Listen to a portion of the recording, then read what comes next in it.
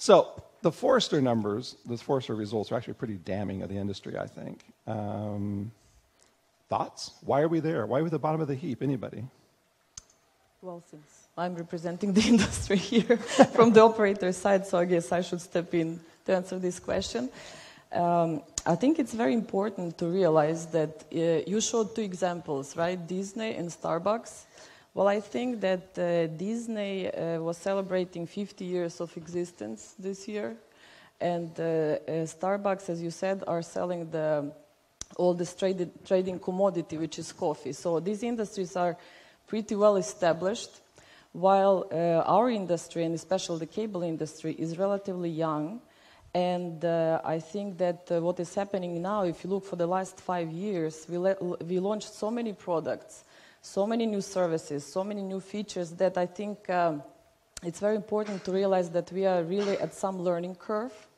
And the whole industry is still in the consolidation mode. So a lot of things are going on, a lot of things are being launched, a lot of things are being changed. And I think that we all absolutely realize that customer experience and customer satisfaction is at the very top priority. It's actually the most important thing for all operators. And I think that what it actually takes is, no matter how customer experience is kind of a vague and philosophical term, what it actually takes is a very, very strong organization, trained and disciplined employees, and very developed and sophisticated tools to support all those new services that we have launched in the last couple of years. And what we see also on the operator side, which gives you a sign that we really, really do care about customer experience and providing the best service that we can, is that we are actually moving into as much manageable devices as possible, so that all this hardware, boxes, routers, gateways that we give to the customers are managed from our side, and then you, as a subscriber, actually only take the applicative side of the service. So I think we are getting there. It's coming along. I'm sure. Are your customer care people ready to, can they manage this? I mean, 10 years ago, let's go back 10 years ago, they had a single product, video. Right. A bit of internet. It was just really emerging in this region at that time. We're asking them to handle multiple products, multiple services, digital issues, DVRs, catch-up television, all these other bells and whistles we're adding to the pot now. Are your people capable of handling that? What I think, it's not customer care people. It's the whole organization. Right. So what I think that recently what we've all, not all, but we realized that you have to have every single link in your chain ready to service the customer, having the tools to do it. So we are working constantly on that. And I have to say that as these things are new to the customers, these things are new to the organizations themselves as well. So the organizations are changing, people are changing, more training, more tools, so we are definitely improving. But we are looking quite differently at that. What we are trying to do is actually we are trying to address the needs of different subscribers. Okay. So we have grandmas that love their analog TV. Then we have the geeks, they want to have all these new things and features. But the essence of customer experience is then when you launch the service, it works. And when it doesn't work, you call the customer care or you come to the shop, and then we give you the answer and we give you the solution. So I think that it's not only about giving features and having billions of different, different options. I think it's about, if I want to watch catch-up TV, if I like it, then I'm gonna start using it, because it's just a habit, of how I use how I consume my television. And then it's just about that it works. And then if it doesn't work, you call and we solve it. Absolutely. I think that customer experience, and if a subscriber never calls you, that's the best customer. That means that he has everything that he needs. He doesn't have problems. So basically, that's the ideal customer, let's say, that we can have. Or he can call to order additional service, of course. But I think that customer experience, if you have good customer experience, this is the biggest differentiating point and the biggest stickiness point for you to keep the subscriber. As we discussed before on a couple of other panels, you have all these other services like Catch-up TV, VOD, TV everywhere, where you address only certain niche of people on the market. But if your basic services and the new services, of course, work, I think this is the biggest stickiness that you can create with your subscribers. And I think that the main thing is also that it doesn't cost that much.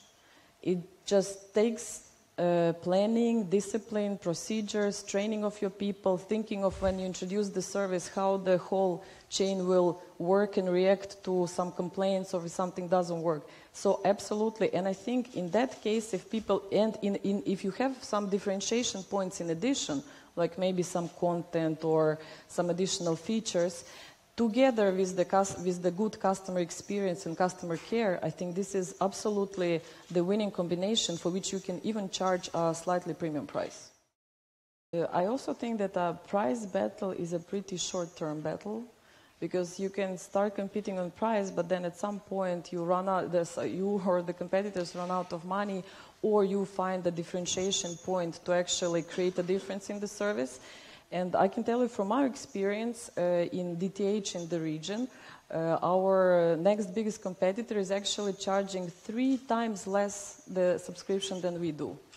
I'm not saying that we are keeping the premium price only on the customer experience and customer satisfaction level, but there's absolutely a way to differentiate your product with content, with customer care, and with other things, and we've proven that. So it's absolutely possible.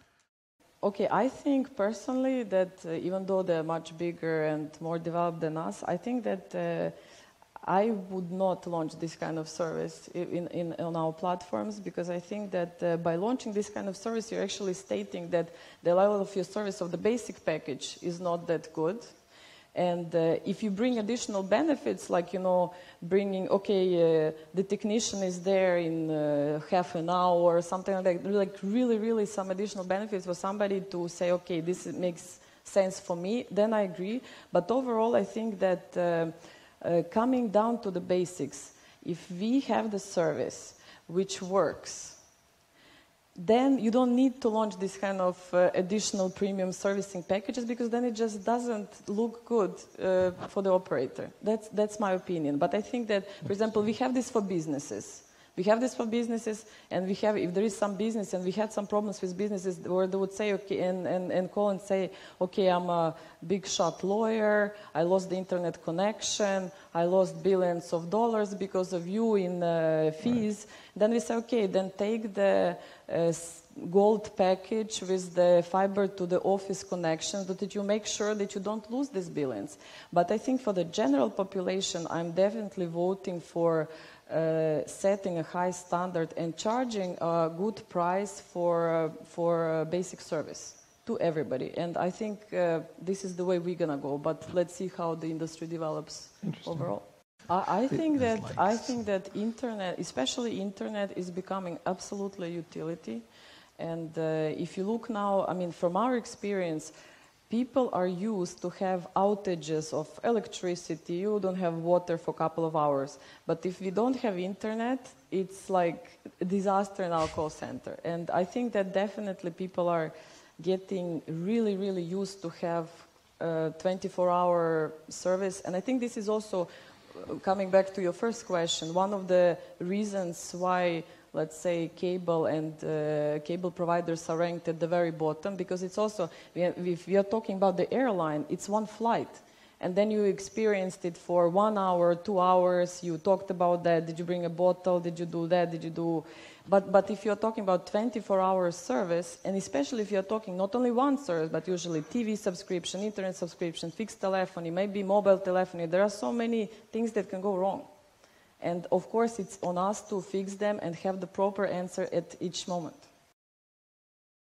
I would disagree again with you. I don't know if you are launching this kind of services maybe or preparing this kind of packages to your subscribers, but I think actually that considering that it's always a priority what you do first. My priority would always be to provide the best service to 100% of the customers and then give the better service, or actually let's say VIP treatment to the high value customers without charge. That would be my... Well, but that's a slightly different model as opposed to Comcast and the other example.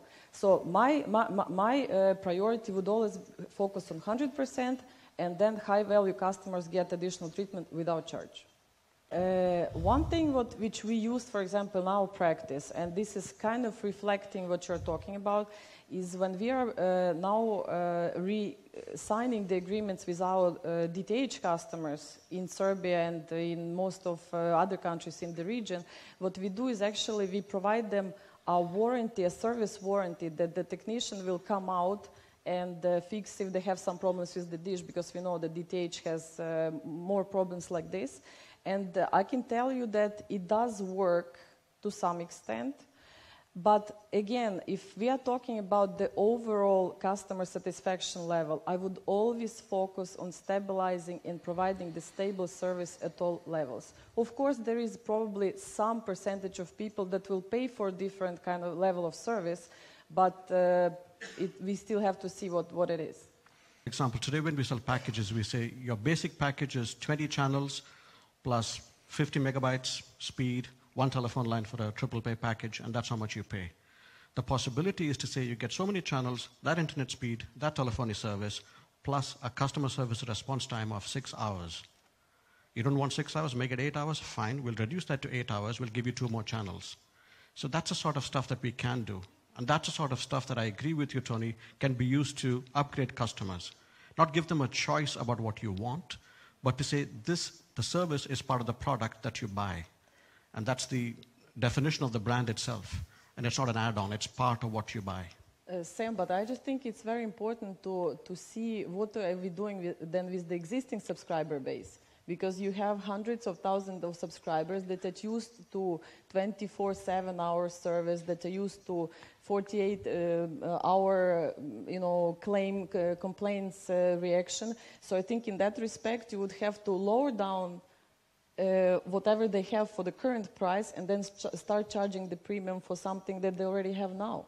So I think it's very difficult for an established operator to lower the standards at this point. I see that point, Victoria. I'm not for a moment claiming it's easy, which is why I said while we have a learning curve in the industry, we need to manage the learning curve with the subscribers as well. They've got to get used to, someone being on call versus have I paid for this or not. That's got to happen. Right. I agree with you.